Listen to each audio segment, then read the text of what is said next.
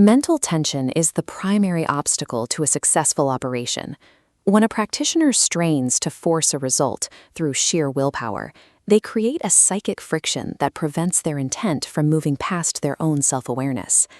Chaos magic bypasses this friction using a state called Gnosis.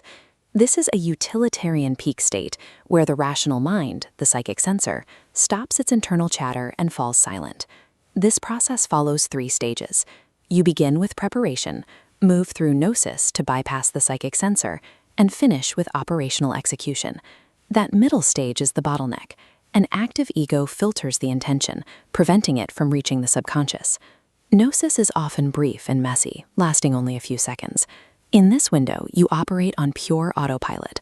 Your internal monologue vanishes, and you execute the final steps without any self-conscious observation. Experiencing a memory gap indicates that your self-awareness successfully dropped out of the ritual. You remember the physical actions, but the you that normally narrates your life was absent. Reaching that state requires balancing 2 variables: physical intensity and mental discipline. One approach involves starving the conscious mind of data until it shuts down from lack of input. Another involves hitting the nervous system with such an overwhelming flood of stimulation that the rational mind simply crashes. This explains why occult traditions offer such diverse advice. Some practitioners swear by sitting in total silence, while others rely on dancing to the point of collapse. Both utilize valid biological mechanisms, but they target different psychological profiles. We will evaluate 5 distinct pathways to Gnosis to determine which protocol matches your specific psychological baseline. Reliable results come from choosing a method that aligns with your natural mental state. Magical mastery is about efficiency, using the protocol that meets the least internal resistance. We can map these options based on their physical intensity and the resulting cognitive state. In the bottom left quadrant is the inhibitory path, which uses low intensity to achieve hyper-focused stillness. This path relies on systematic reduction. By stilling the body and eliminating sensory input, you eventually cause the internal monologue to run out of fuel. Traditional deep meditation and body scanning are the primary examples of this. Focusing awareness on a single point or moving it methodically through the body fatigues the optic nerve and the visual cortex into a light trance. Modern technology offers accelerators like the flotation tank. By providing an environment with near-zero sensory input, these tanks provide a faster route to profound inhibitory gnosis. This path demands significant time and discipline. It is easy for beginners to fall into a cycle of straining for silence, which generates the exact mental tension that blocks the state. For those with the patience to let the psychic sensor fall asleep naturally, the inhibitory path is highly effective for quiet manifestation goals. The excitatory path sits in the top right quadrant. It utilizes maximum intensity to force cognitive disengagement. This mechanism uses overload. By flooding the nervous system with intense, chaotic stimulation, you short-circuit the rational mind's ability to process data. Shamanic drumming and heavy, repetitive music are classic examples. The driving sound creates a sensory flood that induces a trance state far faster than quiet meditation. Kinetic methods rely on extreme physical exertion. Ecstatic dancing or exercising to the point of total exhaustion forces all your resources into the body, leaving no energy for the psychic sensor to complain.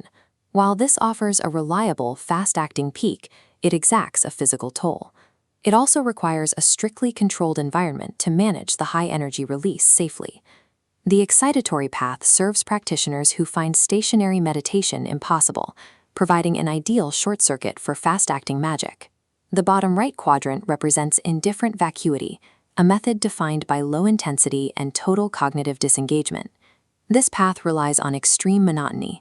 A practitioner might place a sigil in plain sight for weeks, seeing it so often that it effectively becomes invisible to the conscious mind.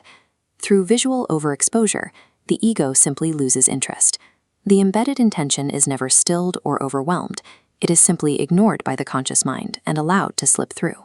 Vacuity requires very little immediate effort, though it is highly passive. This generally results in slower, less immediate manifestations compared to more active methods. This is a powerful psychological workaround for those struggling with performance anxiety, as it replaces forced discipline with sheer boredom. The final quadrant, the top left, contains the edge paths, characterized by high focus and high intensity. Oniric methods leverage lucid dreaming and astral projection. By operating within the subconscious dreamscape, practitioners can perform acts in an environment where belief instantly shapes the reality around them. Chemognosis utilizes psychoactive substances or legal stimulants to chemically lower mental barriers and sustain focus during long rituals. These methods involve high risks. Dream work requires months of mental programming, while chemical paths carry significant psychological volatility and unpredictable dosage risks. Utilizing these paths without strict boundaries is a failure of preparation. They are high-risk gateways that tear down mental walls rather than bypass them skillfully. Advanced practitioners avoid dogmatic adherence to a single quadrant. They build a versatile toolkit, combining methods to mitigate their individual weaknesses. This decision tree provides a framework for selecting a daily protocol based on your physical state and time constraints. A hybrid technique uses an inhibitory buildup to establish deep focus, followed by a sudden excitatory spike to tip you over the edge into peak gnosis. Hybridization increases efficiency. It reaches the peak far faster than relying solely on meditation or physical exhaustion. Mastery comes from diagnosing your own mental state on any given day and deploying the exact psychological lever required to bypass the sensor. If you are an analytical beginner, begin with indifferent vacuity or gentle somatic stilling. These build the neural pathways of focus without triggering the anxiety often caused by more intense methods. If you have an action-biased routine, leverage it. Use the peak exhaustion of your normal workout to trigger gnosis efficiently, without carving out extra time for a separate practice. Intensity seekers must maintain acute self-awareness. Pushing your limits is expected, but failing to recognize your own physical or psychological boundaries is a technical error. Every pathway requires post-gnosic grounding. After the ritual peak, perform a mundane act like stamping your feet to signal the return to normal consciousness.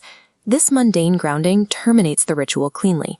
It ensures that your deliberate shift in reality remains controlled and separate from your everyday psychological state.